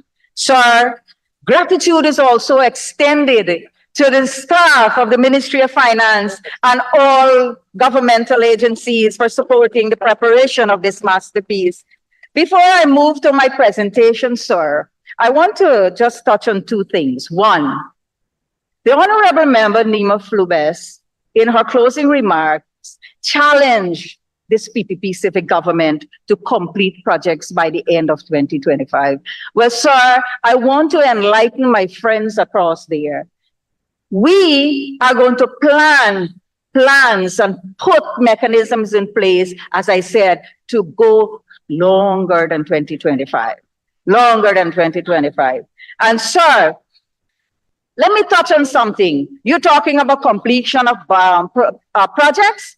When we left this country in 2015, you had several projects on hand, several projects, the East Coast Highway, the West Coast, the Marara Road. You had the Sherry Street, Mandela Avenue. You had the Oval to Eccles. You did what? What did you do? PPP had to come back in government in 2020 to complete all those projects. You did nothing.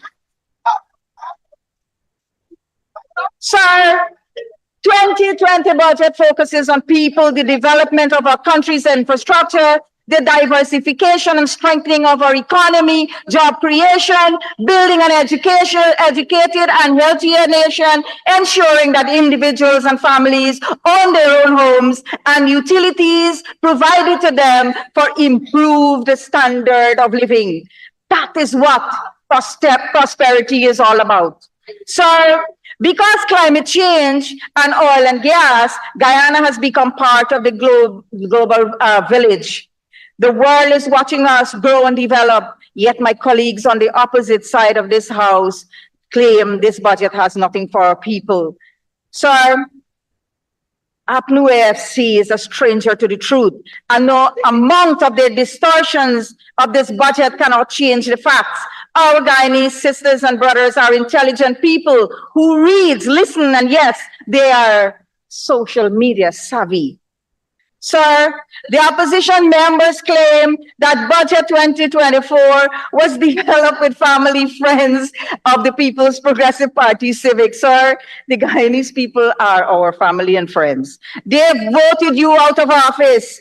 And they struggled with us for 5 months for the restoration of democracy in Guyana. Sir, do you remember the more than 200 taxes that were imposed on our people? Do you remember the promises of a good life for all? Sir, as promised, our PPP civic government removed all those taxes and created conditions to facilitate investments, economic growth, and prosperity for our people. Sir, the opposition has forked tongues.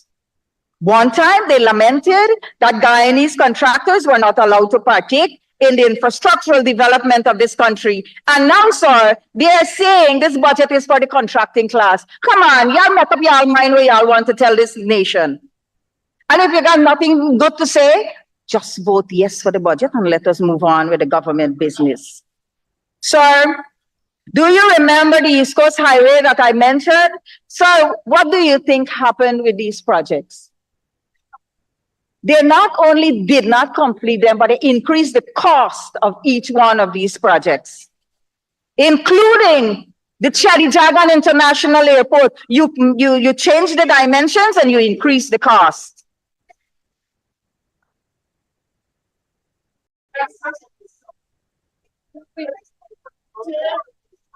Sir, the opposition must not come to this house and criticize our government for revolutionizing our infrastructure to fit the 21st century. Sir, between 1964 to 1992, the PNC and APNU economic track record was an abysmal failure.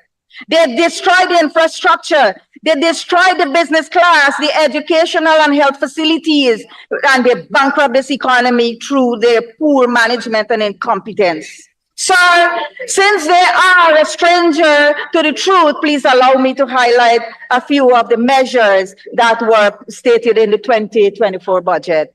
Sir, this budget, and this is what I love about it. Sir, it focuses on women, it focuses on children, it focuses on the elderly, people living with disability, students, workers, farmers, young people, and of course, our indigenous sisters and brothers. Sir, this budget is going to put billions of dollars back into the hands of our people in disposable income, and this money will be used to develop, stimulate the village economy. Sir, I am not versed on oil and gas, but what I know is that fuel is used to generate electricity, which impacts on production and household needs. Sir, our government removed all excise tax from fuel and brought it down to zero. And again, this is going to put money back into the hands of our people. Sir, because we care school grant, and my memory is not that bad. I remembered watching the television and I saw one of APNU AFC leaders sitting there talking to this nation saying how because we care program is not what you call equal. Why did this person say that, sir? This person said that because for them, it's a crime for one woman to have 5 children and one have 1 child. Well, it's a choice if a person wants to have 5 children or 1 child, but that does not determine the reason for them to snatch that grant away from our children. Sir, 2024, but 205,000 children will receive a cash grant of $40,000 plus $5,000 for school uniform. This will plug $1 billion into the economy as disposable income. Sir,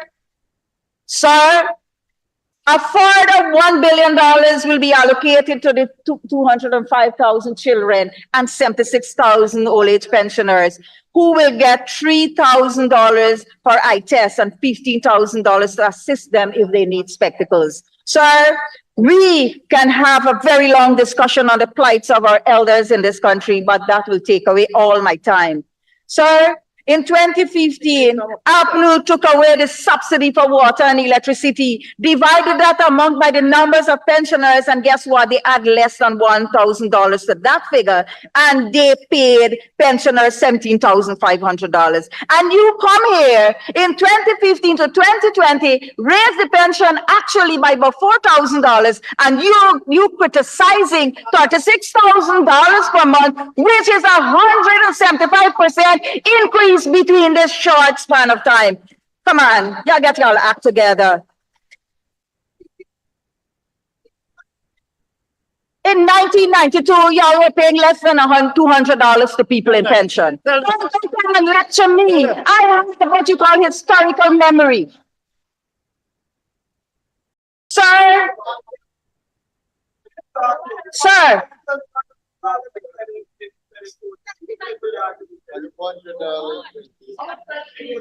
social assistance are for the vulnerable.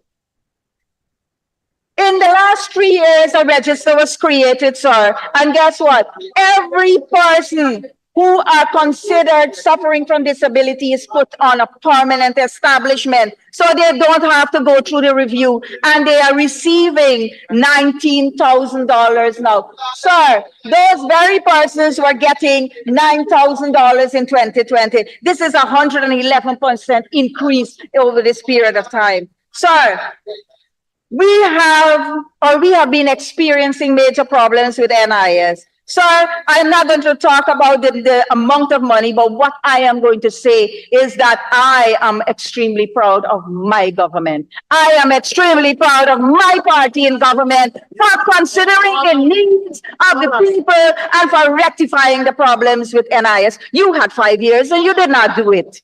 Sir, women, sir, this budget, I am focusing on the women of this country. Sir, I learned when you give a woman a fish, she feeds her family. Sir, women between the ages of 21 to 65 will receive $8,000 to get tested for cervical cancer at any medical facility of their choice. And sir, if they are tested positive, then, sir, further treatment will be provided. Not only that, in 2022, the Honorable Minister, Dr. Frank Anthony, had made an announcement. HPV vaccines are now provided to women up to the age of 45. Sir, the maternal and pediatric hospital at Ogle, over the decades, we have always experienced maternal and pediatric, deaths. Sir, that is soon going to be a thing of the past, because specialized care is going to be provided not too far from here, about 2 miles away at Ogle, at the state-of-the-art hospital that is being constructed. Sir, consecutive PPP civic governments since 1992 made bold decisions when it comes to women's development and empowerment, and positioning them in the decision-making processes of our country at all levels. Sir, in 1996, the National Commission on Women was established to provide policy guidance to the minister responsible for women affairs. This commission gave way to the Constitutional Commission on Women and Gender Equality, which reports to this very august House. Sir, a national policy was developed to guide government on the socio-economic and political status of women in this country. And sir, between 2003 to 2008, women across Guyana were trained by National Democratic Institute under the theme Women's Political Participation in Governance. Sir, this see as an upsurge in women's role in grassroots politics at the NDC level, at the village council level, and so on. And sir, this training was continued by GWLI, the Guyana Women's Leadership Institute, from 2008 to 2014. Sir, and the Institute took the training program to every corner in this country, every single region. Sir, between 2015 to 2020, the Ghana Women's Leadership Institute almost disappeared. And guess what, sir? When the PPP Civic took government in 2020, Honorable Dr. Vindia Prasad re-energize this institution and under a team called Women Innovation and Investment Network. And this institution has trained thousands of women and girls with various skills to allow them to either get a job or to start a small business. Sir, girl scholarship. It seems to be the biggest thing in this house. I will only mention one thing of it. We promised 20,000 scholarship. We surpassed that and it is now 21,442. And guess what, sir? 15,366 of those beneficiaries are women. Do you know where this government policy is going to take women in another decade or so? We are getting right where the vision of the PPP wants us to be part of decisions that will affect our lives, affect the lives of our families, affecting the lives of our villages. So a sum of $4 billion is allocated to continue this program. Loan write-off.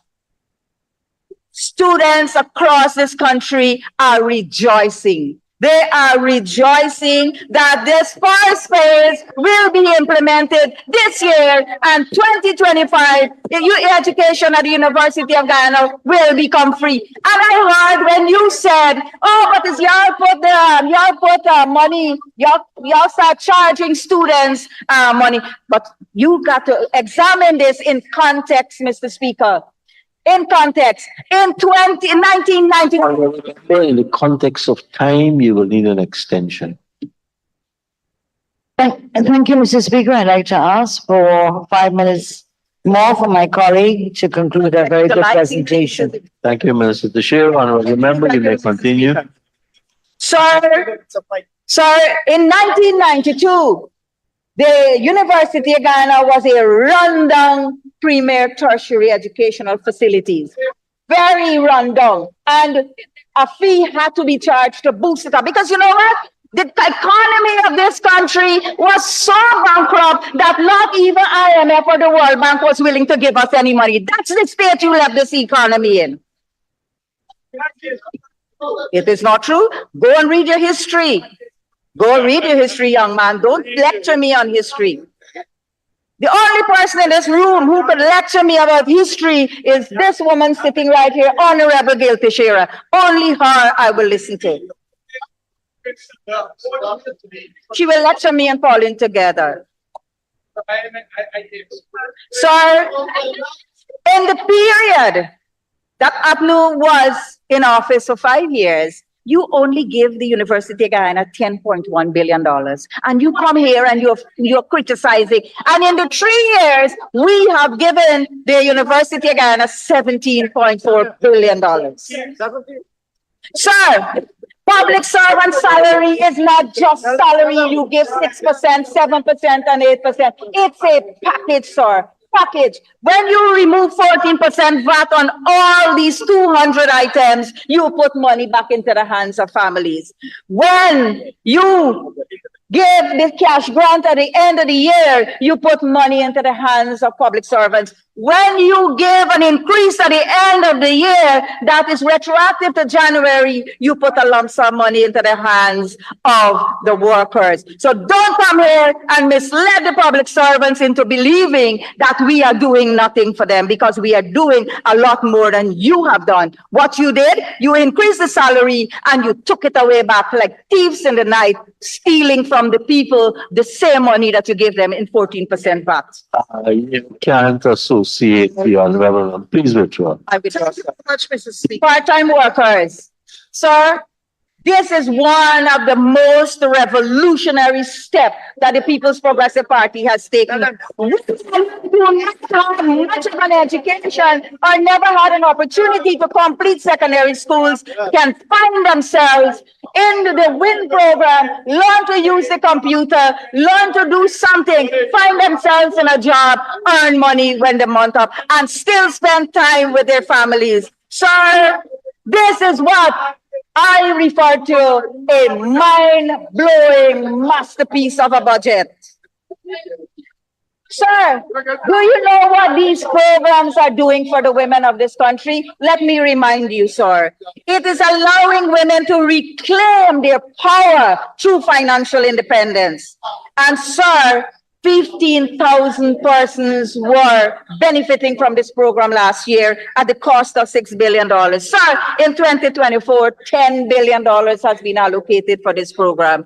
Sir, I cannot end my presentation by not commending the government for its continuous support for Gaisuku. And I said in this August House already, sugar brought me up, and it is dear to my heart. Sir, when you callously fired 7,000 workers from the sugar industry, you imposed 200 taxes on them. You imposed 200 taxes from them, but you also robbed about 30,000 other families that were indirectly benefiting through the markets and other places, the fish vendors and the people who sell clothing and all manner of things. Sir, opening of Rose Hall Estate is a manifesto promise kept. Sir, 8,100 workers has been employed so far back by Gaisuku. And sir, because we are anticipating the labor shortage due to the amount of things that are happening in the country all over, Gaisuku is moving towards mechanization. Sir, can you remember the story of rice being private sector business? Can you remember that rice was private sector business? Well, sir, it's no longer private sector business, it's government business. And we will continue to invest heavily in the rice industry to make it viable again. Sir, one more point I would like to make, and that is, I look forward with great anticipation the magnificent infrastructural changes that are unfolding before our eyes. I want to see it, I want to live it, and I want to enjoy it. I look forward for the improved conditions of standard of living for everyone across Guyana. I look forward for today with the same conviction that I had in 1992 when my party in government removed people from 80% of them from abject poverty to a place where people very small margin are living in poverty. Sir, I believe in the vision of the PPP, the energy of this team, and I believe we will continue to stay the course and build a prosperous Guyana for all of us to live. Thank you so very much, sir.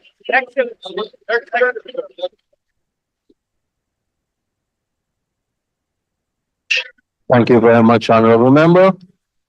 Honorable members, this is a good time for us to adjourn for this evening. Honorable Member, Ms. Gail Teixeira. Yeah, thank you, Mr. Speaker.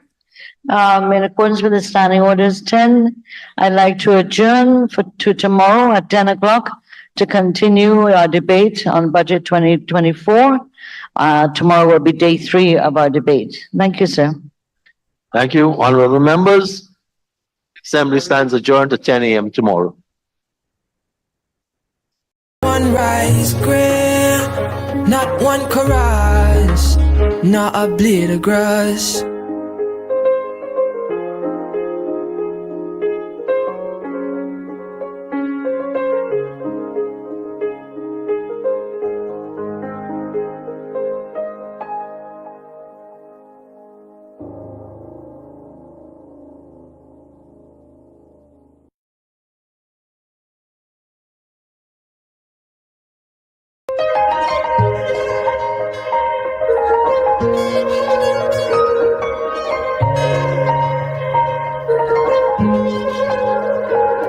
We are a peaceful people, struggle is we struggle, and we don't look for trouble, just ask around.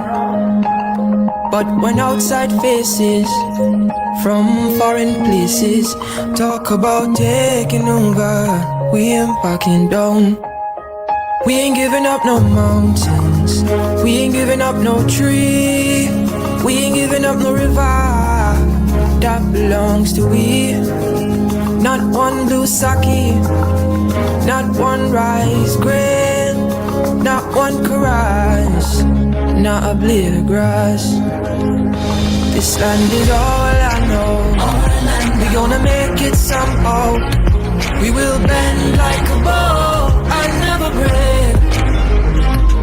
Our fathers came here and they lived and died here, and we ain't moving on.